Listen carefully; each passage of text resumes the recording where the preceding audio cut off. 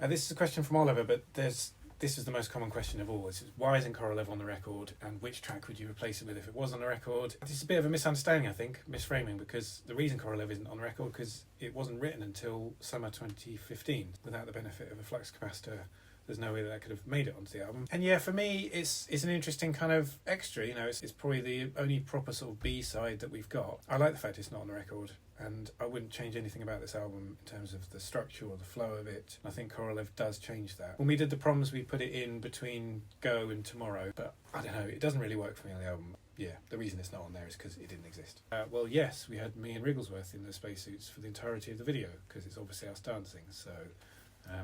yeah, just to answer an obvious one, yeah. Not that we're famous. Well, I think if ever there were a band that was standing on the shoulders of giants, I don't want to misquote that like Oasis did. I think that's right, standing on the shoulders of giants.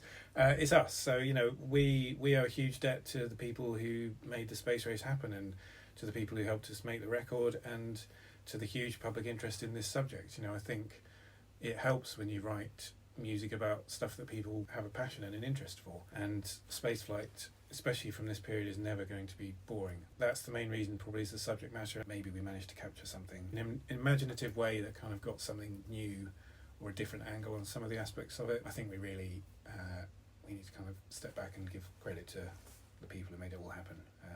Yeah, that's why I think it's endured.